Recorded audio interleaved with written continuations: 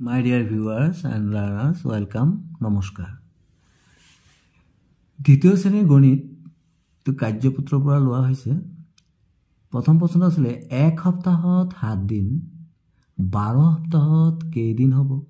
তাৰমানে 1 সপ্তাহত 7 দিন, 12 সপ্তাহত কেইদিন হ'ব? এতিয়া 12টা সপ্তাহ আছে, 1 সপ্তাহতে কিমান হয়? 7 দিন হয়। তেনেহ'লে 7টো কেইবাৰ হ'ব?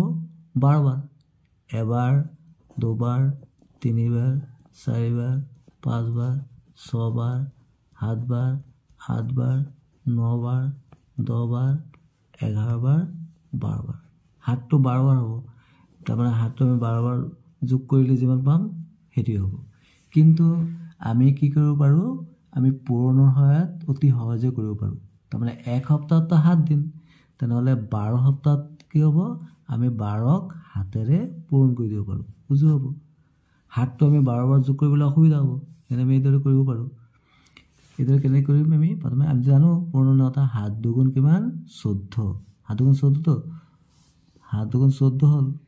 তাৰমানে এককৰ ঘৰটো ইয়াত বহিব, 4 বহিলে থাকি গ'ল কিমান? 1।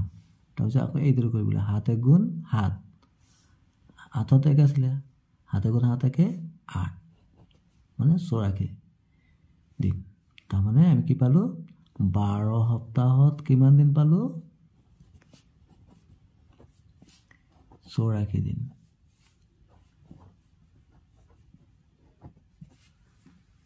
দুই নম্বৰ আছিলে 1 ডজনত 12টা হ'লে 5 ডজনত কিমান হ'ব? 1 ডজনত কেইটা? 12টা। তো 5 ডজনত কিমান হ'ব? তাৰমানে 12ৰ কেইবাৰ যোগ কৰিব লাগিব আমি?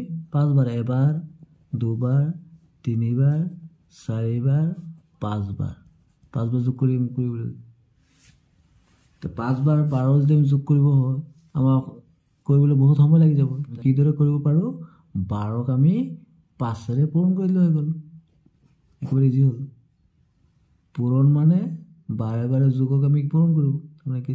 5 দুগুণ 10, 10 শূন্য উকলিলে 1, 5 এগুণ 5 একে 6, তাক কিমান কৰিলোঁ? 60। তাৰমানে 1 ডজন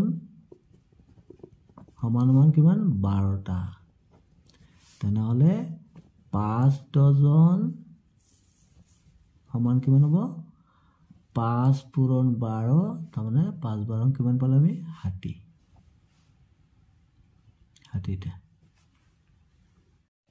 3 নম্বৰটো আছিলে এখন বিদ্যালয়ৰ দ্বিতীয় শ্ৰেণীত 5যোৰ ডেস্ক বেঞ্চ আছে আৰু প্ৰতিযোৰত 4জনকৈ ছাত্ৰ ছাত্ৰী বহিলে, তাৰমানে কেইযোৰ বেঞ্চ ডেস্ক আছিলে?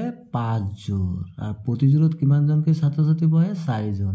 তো শ্ৰেণীটোত মুঠ ছাত্ৰ ছাত্ৰীৰ সংখ্যা কিমান? আমি একেবাৰে ইজিতে কৰিব পাৰোঁ। আমি কিদৰে কৰিম? 5ৰ লগত আমি 4 পূৰণ কৰি দিম, পাই যাম একদম। 4 5 গুণ কিমান? 20, একেবাৰে বুজোতে হৈ গ'ল।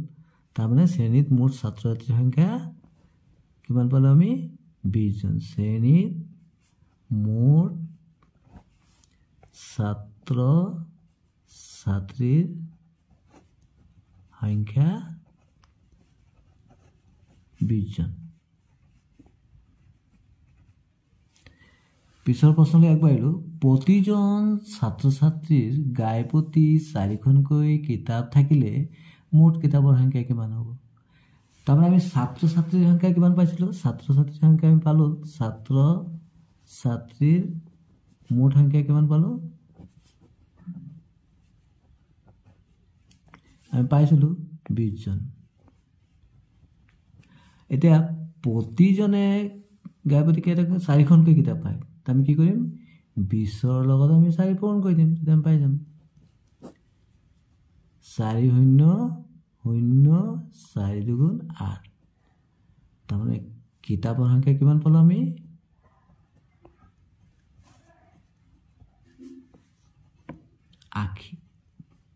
80খন পালোঁ।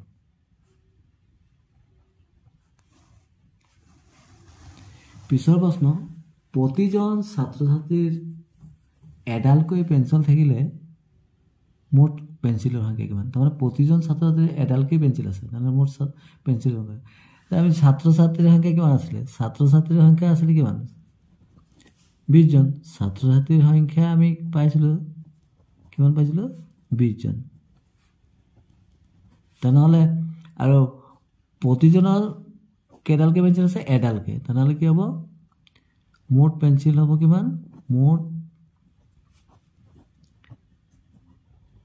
পেঞ্চিল কিমান হ'ব 20ৰ লগত আমি কি কৰিম 1 পূৰণ কৰি দিম কাৰণ প্ৰতিজন ছাত্ৰৰ এডালকৈ আছে 20ৰ লগত 1 পূৰণ কৰিলে আমি জানো যিকোনো সংখ্যাৰ লগত 1 পূৰণ কৰিলে সেই সংখ্যাটো হয় তো কিমান পালোঁ আমি 20 পাম তাৰমানে মুঠ পেঞ্চিলৰ সংখ্যা কিমান হ'ব 20ডাল